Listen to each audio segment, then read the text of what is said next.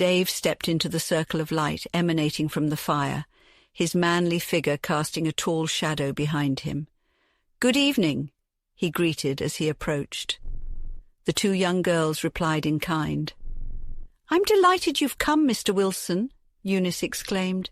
"Daisy has been eager for a moonlit walk up the riverbank, but I'm far too tired to accompany her."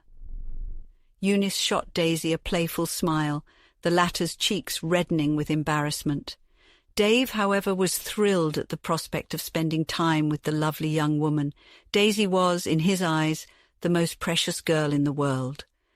"I would be honored to offer myself as your escort," he obliged.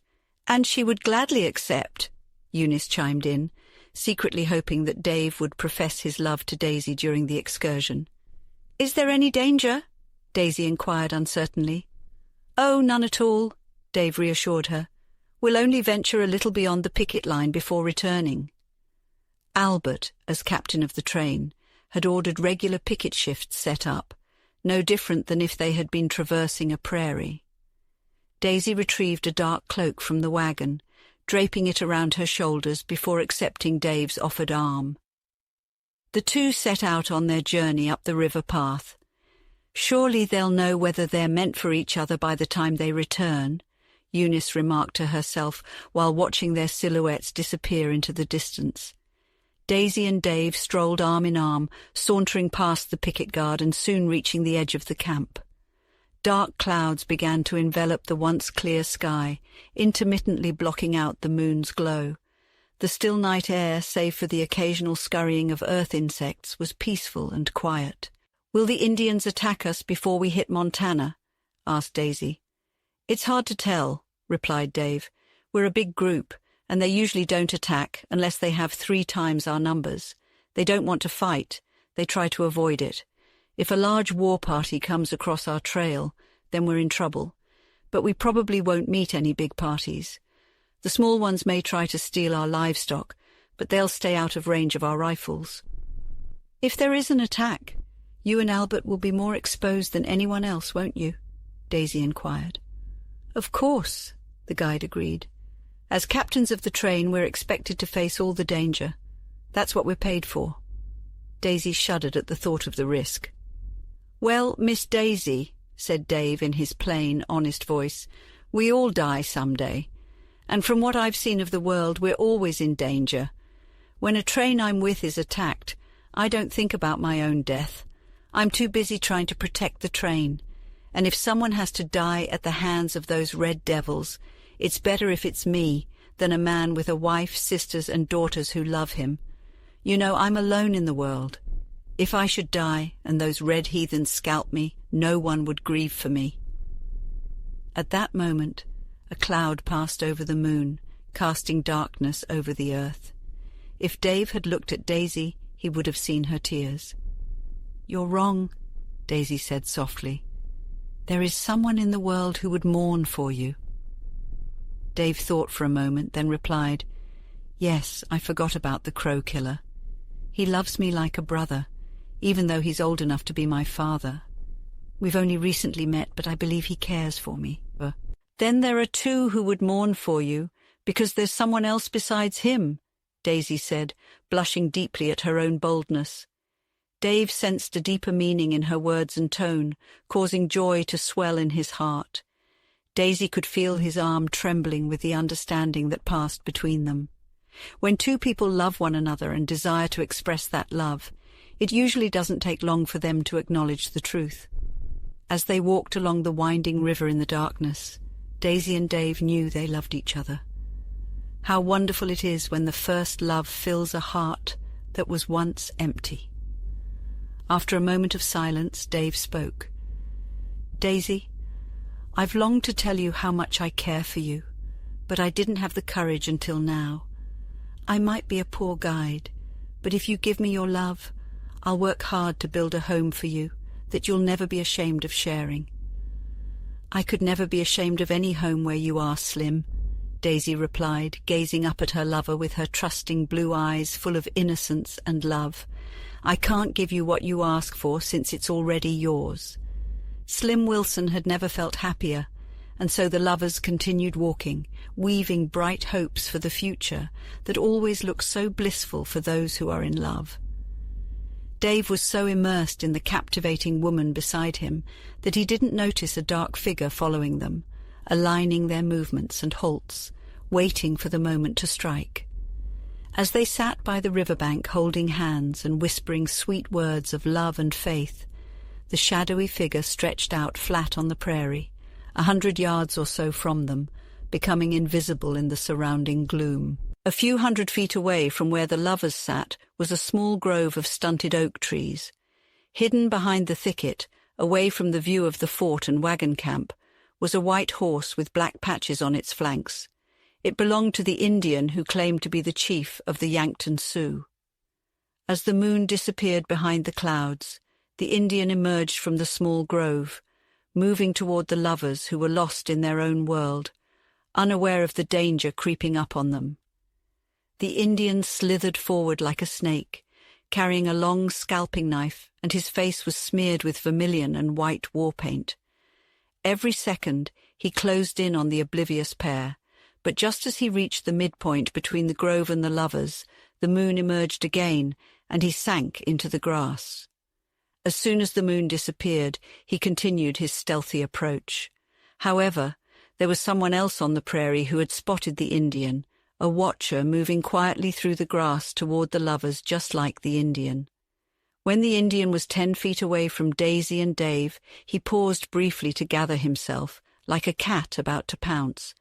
Suddenly he launched himself toward Dave and aimed a swift strike at his back, completely unaware of the dark figure making its way toward him.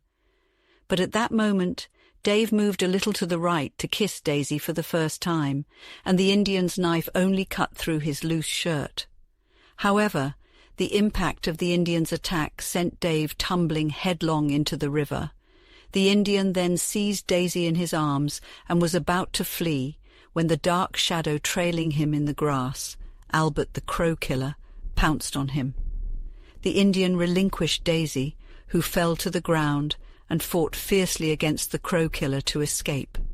However, Albert's grip was unrelenting, and they struggled fiercely in the moonlight, revealing each other's features and causing mutual surprise. "The Crow Killer!" cried the native, speaking in the tongue of the Crow tribe. "White Vulture!" exclaimed Albert. "Yes, son of Little Star," replied the Indian. For a moment the grip of the Crow Killer weakened as the savage broke free and ran across the prairie towards the thicket where his horse was waiting. Albert drew his revolver and aimed it at the fleeing Indian. He had a clear shot, as the Crow Killer was known to be a skilled marksman, but then he lowered his weapon. "No," he murmured. "I cannot take his life. His blood must not be on my hands." Dave managed to make it back to the riverbank unharmed after his unexpected plunge, and the group returned to their campsite. Albert warned Daisy and Dave to keep quiet about the attack, not wanting to cause any unnecessary alarm. The Indian fled into the night on his white horse, leaving them all shaken but unharmed. Chapter 5. Crow Indians at War. On the morning after their encounter with the daring Injun, the group of emigrants packed their belongings and continued their journey up the Yellowstone Trail. Albert and Dave rode ahead, discussing the events of the previous night. "That was a bold move by the Injun," remarked Dave. "Aye," replied Albert. "I had a feeling he was lurking nearby after I spotted him in the afternoon. That's why I followed you and the gal. I figured you'd be too distracted by her bright eyes to look out for yourself," he added with a wry chuckle. "I admit it was careless, but I never thought those red devils would come so close to our camp and the fort," said Dave. "That White Vulture may be an Injun, but he's got the head of a white man when it comes to judgment and daring," explained Albert. "If it weren't for me, he would have taken that gal right from under our noses. It was a bold move, and it would have worked if luck hadn't been against him." "One thing still puzzles me, Albert," said Dave. "What's that?" asked the old hunter, known as the Crow Killer. "How did he manage to escape after you had him pinned down?" questioned Dave. Albert paused, thinking back to the moment. "Well, he said something that caught me off guard. I loosened my grip, and he slipped away like an eel," he explained. "What did he say?" inquired Dave. Not much, just that he was the son of Little Star, answered Albert, a strange expression crossing his face. And Little Star was the crow girl you married, exclaimed Dave, shocked. Yes, sir. If you recall, I mentioned I had a feeling that it was against my nature to harm the white vulture, even though he belonged to the tribe. I have never spared a red sucker when I'm within rifle range of them, replied Albert. Then Little Star must have been taken to the Crow Nation and married to one of their chiefs, speculated Dave. That's a possibility. But I met a Crow warrior once at Fort Benton during a peace talk. He was the brother of Rolling Cloud, who was the father of the white vulture that I killed. He walked up to me and asked if I was the crow killer. I expected a fight then and there, but he only looked at me and said in the crow language, "The crow killer is a great chief. He's as strong as a white bear. He killed Rolling Cloud, but the crow chief has a son, the white vulture, and he will take the scalp of the crow killer. It will dry in the smoke of his lodge, and the Crow Nation will rejoice. The crow killer is a great brave, but when he's tied to the torture stake, the crows will whisper words in his ear that will make him howl like a dog, words that will burn like fire." Then the chief walked away. I've been puzzled ever since about what those words could mean. I suppose it's something about my Indian wife, Little Star. But at that time I had no idea that the white vulture was her son. It surprised me considerably when I found out. I have a suspicion now about what those words might be, and it makes me nervous. But there's one thing that confuses me. I've never heard of this chief white vulture having a brother, but the other one might have died. One day I'll find out for sure, confided Albert. I'm afraid you'll find out easily enough. Just let the crows capture you, cautioned Dave. You're right about that, but I'm in no hurry to make enemies with them. My scalp is on my head, and I have no intention of letting the crows have it. I'll give them a good fight if they try. By the way, did you and the little girl come to an understanding during your long walk last night? Inquired Albert with a smile. Dave answered with a smile, his face brightening up. Well, I thought you might have handled it. But listen here, Dave. Don't give those Native Americans another chance to strike at you, cautioned Albert. Don't you worry, Al. I didn't see it coming this time around, but I don't think there's another warrior out there who would be brazen enough to give it another go, replied Dave confidently. Unfortunately, we haven't seen the last of him, replied Albert, his expression becoming somber.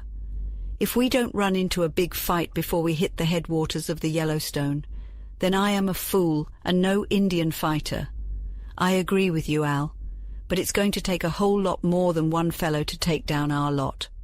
We should be able to fend off at least a couple hundred warriors, Dave remarked optimistically. That's right. This white vulture lurking around our fort is highly suspicious. He's most likely scouting out how many of us there were. He's a real crafty one, and if he could take down the crow killer, he'd carry a massive reputation with his own people, and I'm telling you he's going to do his darndest to make that happen. We can't let our guards down. They'll probably wait until we're past the Bighorn River before they start to swarm us. But in about 2 days, mark my words, we'll have swarms of them all around us, thick as fleas on a hot summer's day in a Mexican ranch, cautioned Albert. With that, the wagon train continued on, with Albert and Dave keeping their eyes peeled on the rolling prairies. At noon, they halted for a few hours to rest and replenish their supplies, and by 2 o'clock they resumed their journey, their vigilance increasing as they ventured deeper into the desolate prairie. During their noon break, Dave took a moment to speak with Daisy. He didn't hold back in telling her that danger was looming and the train could be attacked at any moment. He advised her and the others to take cover in the wagon and use its sides as protection. Although her cheeks paled at the thought of danger, Daisy was more concerned for Dave's safety than her own. "Please be careful, Dave," she pleaded. "Be careful for my sake." "Don't worry, Daisy. I'll come out of this just fine. Just look out for yourself. Because if I see that you're needlessly exposed, it'll take away half of my courage," Dave reassured her. Daisy promised to be careful, and soon everyone knew about the potential Indian attack. As the train continued on, The men checked their weapons and prepared for what was to come. Albert and Dave led the group as usual, scouring the prairie for any signs of danger. But so far, even the experienced eyes of the old Indian fighter had not seen any signs of Indians nearby. No fresh trails were visible on the prairie. Earlier that morning, before setting out on their journey, the guide had examined the hoof prints left by the horse of the Indian chief. The trail led across the river and off in a southwestern direction, but this did not ease his mind. He knew the Indians too well and suspected that the party under the lead of the White Vulture was probably camped near the Bighorn River. They intended to follow the river north and then attack the emigrant train. As the sun began to set, the train made camp for the night. They had travelled 40 miles since leaving the fort. Fires were lit, and the riverbank provided plenty of wood. The wagons were arranged in a semicircle, with the riverbank forming two sides. The animals were unharnessed and brought inside the circle. The emigrants took no chances. The first thing an Indian attack did was to stampede the cattle, and once they were dispersed, the emigrants could neither move forward nor retreat. If the Indians couldn't attack the wagons successfully, they could at least feel satisfied with gathering up the stampeded stock. The wagon train was tightly packed, so the guides divided the men into watches for the upcoming night. They checked the arms and made sure that everything was prepared to resist a night attack. Instructions were given to the pickets, who were to fire their rifles at the slightest alarm. The guides slept by turns, with one always on alert, passing from picket to picket, moving noiselessly like a panther and sometimes like a ghost, gliding through the dark prairie beyond the picket line, watching for any sign of an enemy. The night dragged on slowly without a single signal of danger. As the first grey streaks of dawn appeared, Albert came back from a prolonged scout on the prairie and met Dave, who had just woke from an hour's nap. "Well, any sign?" asked Albert. "Nary sign. There hasn't been a redskin within a mile of us last night, I'll bet," replied Dave. "Can they have thought we are too strong for them and given us up?" questioned Albert. "No, I don't think that," responded Albert thoughtfully. "I tell you, this White Vulture is just as smart as they come. He knows that we, of course, suspect that an attack would be made since we saw him. Now, of course, he knows that we'll be on guard against the attack, so he just waits. He lets 2 or 3 days go by, and we don't see any Indian sign. We get careless, don't keep up our watch, don't look for an attack, and then he comes down onto us like a panther, claws and all. 2 more days at the rate we're going will bring us to where the trail crosses the Yellowstone and proceeds northwest to Cadot's Pass. Well, in about 3 days, when we're between the Yellowstone and the Missouri, heading for the Missouri, he'll go for us." Dave nodded in agreement. "You make a good point," he said. "I reckon I've got the Indians' plan figured out, but I ain't going to be caught off guard before we leave Yellowstone. He could come after us at any moment, so I'll be keeping a sharp eye out." After breakfast, the group continued on their journey.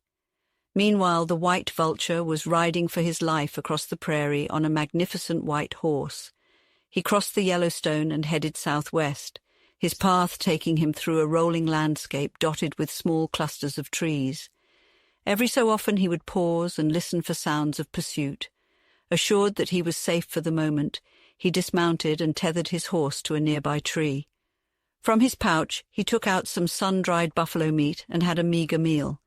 Then he slept, with his trusty horse beside him. As dawn broke, the Indian chief awakened, mounted his horse, and rode off in a westerly direction. He rode hard, covering many miles until he came upon a little hollow in the prairie with a bubbling spring. He let his horse drink and graze while he ate more of the buffalo meat. Then he continued on his way. After 2 more hours of hard riding, the White Vulture arrived at an Indian encampment on the banks of the Bighorn River. There he found around 100 Crow warriors with their horses tethered nearby. The warriors lazed on the grass or strolled along the swollen river, swollen from the recent spring rains. The absence of any squaws, lodges or dogs was a clear indication that the party was on the warpath. The warriors' faces were painted with various shades of red, yellow, black and white. the typical war trail fashion of the savages. The white vulture dismounted his horse and walked to the river's bank, where he found 10 warriors, the chiefs of the group, seated under an oak tree. He sat down to join them. "My brother is late," said the ancient chief known as the Thundercloud, one of the most experienced warriors in all of the Crow Nation. "The white vulture's horse is as fast as the wind. He could not have come any sooner," said another brave. "Has the great chief been on the war trail?" asked one of the warriors. "The white vulture has been to the lodges of the blue-coated whites on the Powder River. He has seen the white wagons depart for the great mountains. If his brothers will lend him their ears, he will speak," replied the chief. And so the chief began to recount his visit to Fort Bellows and everything that had happened there. As he spoke of the treasures to be found in the emigrant wagons, greed shone in the Indians' eyes. But as he spoke of the number of fighting men accompanying the train, their brows furrowed with concern. And as he mentioned the renowned Indian fighter, the feared Crow Killer, who was with the train, their faces reflected their disappointment and reluctance to face the old guide. After the white vulture finished his story, there was silence in the Indian council. To be frank, they feared attacking the train, and the fact that they had already sent 30 warriors with 2 wagons of furs captured from the trappers back to their village near the Rocky Mountains only accentuated their reluctance. Spoke the white vulture, a sly grin on his face. "I lied to the Crow Killer, but it saved my life. Now we ride to take what is rightfully ours. The white man has no place on our hunting grounds." The braves let out a fierce war cry, eager for battle. They rode hard through rugged terrain, their horses' hooves pounding the earth. The wind whistled through the tall grasses, and the sun beat down on them mercilessly. But they did not falter. As they approached the white wagons, they saw that the men inside had already barricaded themselves in. They knew that the warriors were coming for them. The air was thick with tension and fear. The white vulture, his face painted with bold patterns, ordered his men to charge. Arrows flew through the air, and the sound of drums filled the silence. The battle was fierce and brutal. Men fell on both sides, their blood staining the earth. But in the end, the warriors emerged victorious. The white men had no chance against them. The chiefs gathered in the aftermath, surveying the carnage. "We have won," said the white vulture, his voice triumphant. "Our land is safe. Our people are free." The braves let out another cry, and the old chief Thundercloud nodded in approval. "The Great Spirit has favored us," he said. "We have shown our strength and our courage. Let us go home and celebrate our victory." And with that, they mounted their horses and rode off into the sunset, their spirits lifted high. They had proven themselves as warriors, and they would never forget it. "And what of the Crow Killer?" queried the weathered chief. He froze, as if struck by a bolt from the Almighty. His arms went slack. The white vulture slipped through his grasp and returned to his brethren. "The charm was strong," replied the crow warrior named White Vulture. As they rode on, White Vulture recounted the tale of a fair-skinned maiden with hair the hue of rusted metal found in the nearby stream beds, fashioned into deadly ammunition for their rifles, bullets that had felled many a great crow chief. He spoke of eyes the colour of the heavens and soft as the gaze of a doe. "My brother must take this singing bird to his tepee," declared the chief. "It is wise. She will rear young braves who will become mighty warriors under the tutelage of White Vulture, our greatest fighter." With that, the crow warriors continued on their path of war. Chapter 6, Bad Odds.